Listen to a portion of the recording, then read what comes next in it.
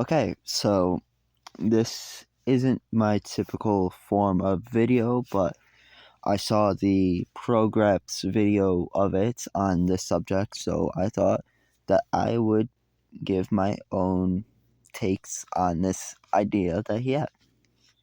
By the way, go subscribe to Progress. He makes great content over on his channel. Make sure to check him out. Anyways, welcome to the KOW PickFed channel, and today, as you can tell by the video name, I want to discuss the wrestling soulmates idea and what makes them exactly so special. So Progress mentioned Drew McIntyre versus Jey Uso, saying that they're not wrestling soulmates, and in my opinion, he is correct on that idea. But we have seen both of these men find their own soulmates in that idea, in that squared circle. Clearly, when I refer to Drew McIntyre, I'm talking about the famed CM Punk, as you can tell by the thumbnail.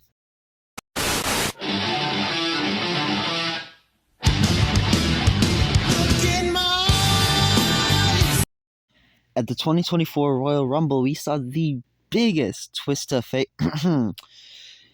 in possibly wrestling history. CM Punk would get injured in the men's version of that Royal Rumble.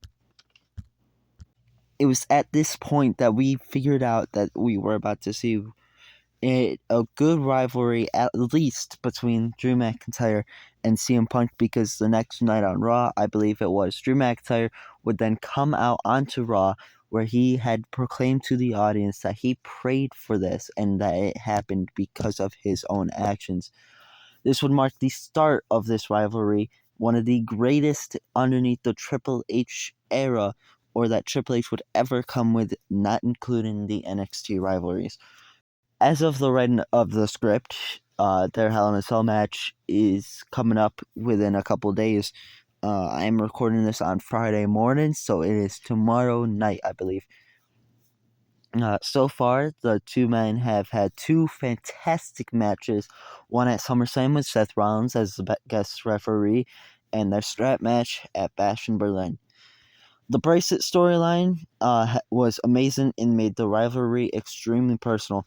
This had so many fantastic moments, such as Drew carrying a bloodied Punk and drop him in front of the Chicago crowd, his own hometown.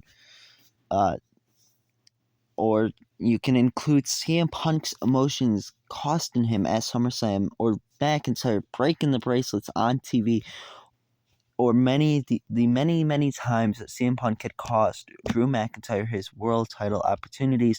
In fact, even cost Drew McIntyre his world championship reign at WrestleMania 40 with the cash-in of Damian Priest. Well, anyways, it's time to move on to our next Soulmates and talk about a triple threat rivalry that's changed the shape of the tag team wrestling as we know it.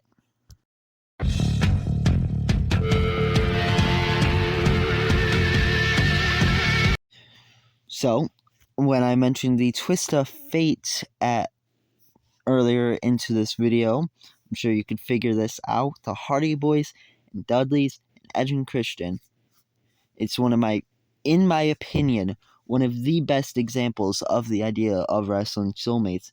The Hardys are and always will be one of my favorite tag teams in the history of professional wrestling.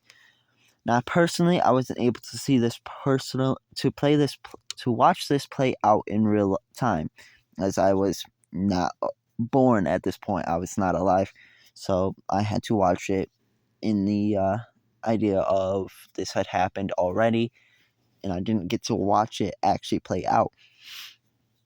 But I do know that these six men are remembered for carrying the tag team division during the Attitude Era. I know that they are the reason that we have tag teams such as the Usos, the New Day, or the Shield. These men were in the first unofficial and official TLC matches, which are some of the best matches a wrestling fan can watch between those three men. Remembered for such fantastic moments such as Edge spearing Jeff Hardy off of the ladder in midair, or the Jeff Hardy jumping through the ladder at Money in the Bank at WrestleMania to Edge. If it weren't for these guys, it's unlikely that we would ever see the Money in the Bank get invented, which will actually lead to our next example. So, it's time to move on to, as I was saying, the next Soulmates that we shall be discussing, and that is Sierra Hotel, India, Echo, Lima, Delta, Shield. Now, this is another example of a three-way soulmate situation. Seth Rollins, Roman Reigns, and Dean Ambrose / Jon Moxley will always be intertwined for the rest of their careers, whether in another company or remaining in WWE. These men all had different routes to the WWE and their own personal fame. Seth Rollins was the king of the indies, the independent scene, signing to WWE as the Ring of Honor World Champion in a very punkish way. Jon Moxley, Dean Ambrose, was gaining notoriety as a deathmatch legend around the world, and Roman Reigns had ended his football career and would later go on into the WWE system with very little wrestling background other than his family. However, on November 18th, 2012, the three men would show up together at the same time in the main event of Survivor Series that night. In the main event of Ryback, CM Punk, and John Cena. After a year on top, on June 2nd, 2014, the first rivalry of these three men would be born when Seth Rollins would turn on his brothers of Justice in order to join the Authority, starting a rivalry with Ambrose. During this, Seth Rollins would win the aforementioned Money in the Bank contract, which led to the greatest cash-in of all time, which is undisputed. I don't think you can really choose that other than the Edge very first cash-in. But in that moment, he would pin his former brother and teammate Roman Reigns to become the first of the Shield to win the World Championship. Over the next decade, we would see many versions of these rivalries and reunions of the Shields, including Money in the Bank 2016, where we would see all three members of the Shield hold the WWE Championship on the same night, their triple threat match at Battleground in 2016, the same year, or the Seth Rollins versus Roman Reigns match at Royal Rumble 22, or even the night that Roman Reigns announced that he had leukemia, and we would see the heel turn of Dean Ambrose. Or we can include WrestleMania 40, where we would see the culmination of this rivalry, where Seth Rollins would force Roman Reigns to choose him over Cody Rhodes to hit with that steel chair, costing him the World Championship and letting Cody Rhodes finish the story. But now we've had enough of the triple threat soulmates. What's an example of a one-on-one situation? I mean, surely there's gotta be at least one other.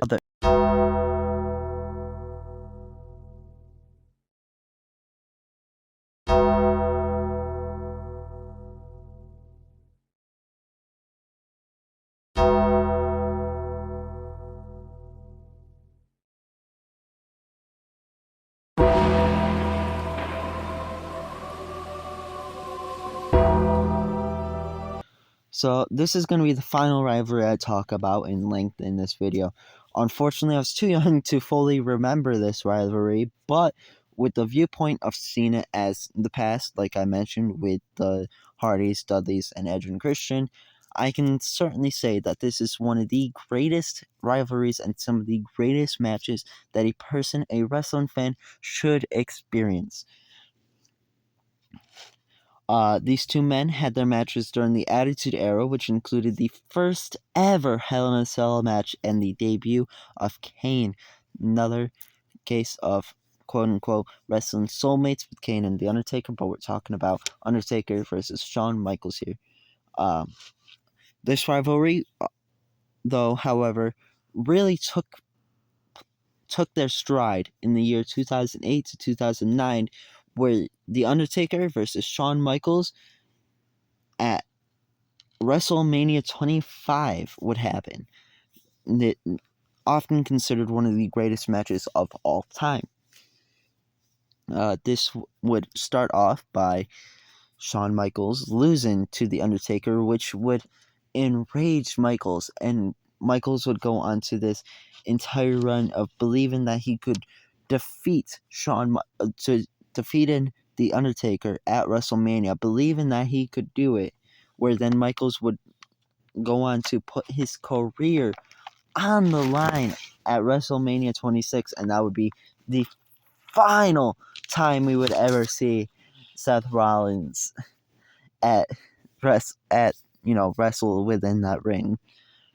Um, People still debate on whether or not WrestleMania 25 or WrestleMania 26 is the better of the two matches. However, that really speaks to the volumes of how well this rivalry was and how destined they were to fight each other.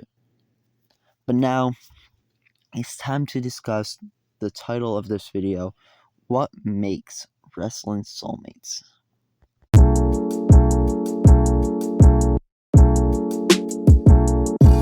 Of course, a wrestler can have multiple quote unquote soulmates.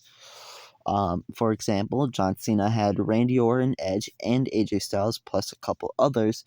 But what makes those people the soulmates of John Cena? That's the question that we're going to get into today. In my opinion, a wrestling soulmate must be able to create a great rivalry with their other half, as well as have above the bar matches quite frequently and very memorable moments.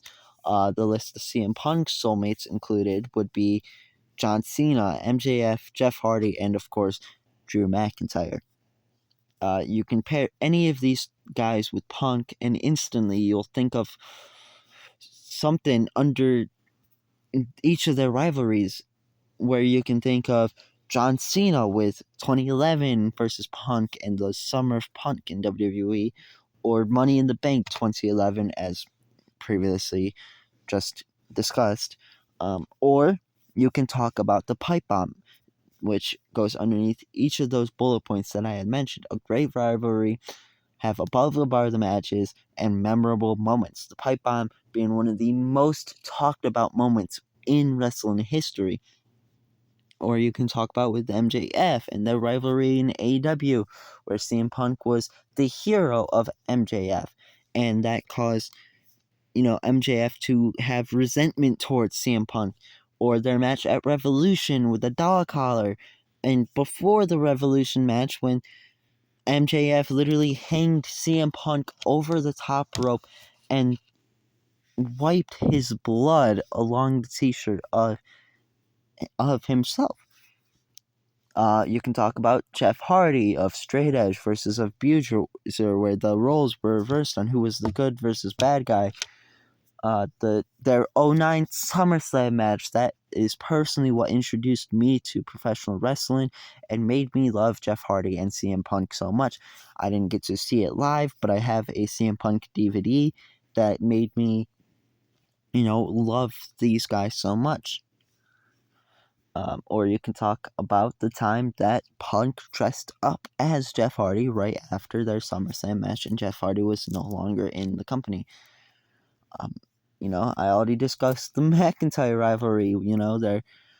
Their strat match, the McIntyre carrying CM Punk over his shoulders into a rabid Chicago crowd, shocked to their core by this bloody CM Punk being dumped onto the railing, or whatever it's called. But at this point, you're getting my point. You'll know someone's point, a soulmate, if you can list them off, and you can have each of those bullet points, checked off. Or if both people are mutual for their greatest rivals. For example, if you list The Rock's greatest rivalries, you can include John Cena, Stone Cold Steve Austin.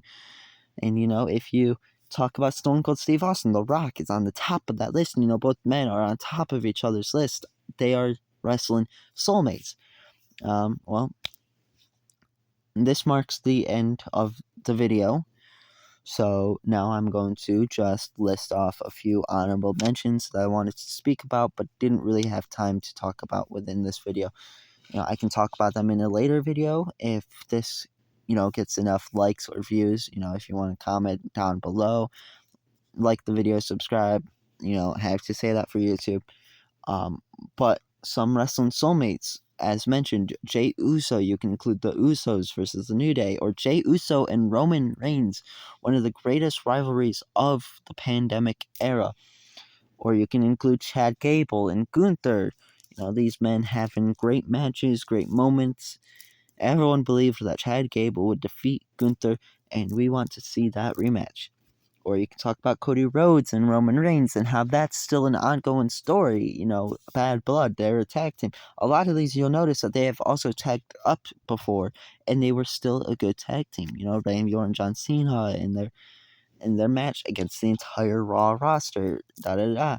Or you could talk about Brock Lesnar and Kurt Angle, or Eddie Guerrero and Rey Mysterio, Eddie Guerrero and Brock Lesnar. Kurt Angle, Shawn Michaels.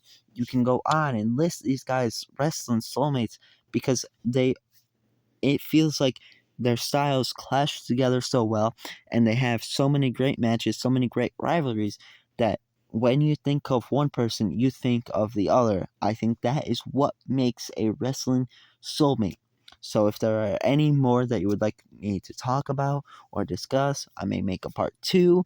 Like I said, if this gets enough likes, if this gets enough views, if this gets enough comments, as long as this video proves successful compared to my, regular KOW pick fed, I think you should go watch those as well. I'm trying to work on getting the rest of KOW Dark episode 3 out. Anyways, that's it for the video. Thank you for watching, and I hope you guys have a great night, and goodbye.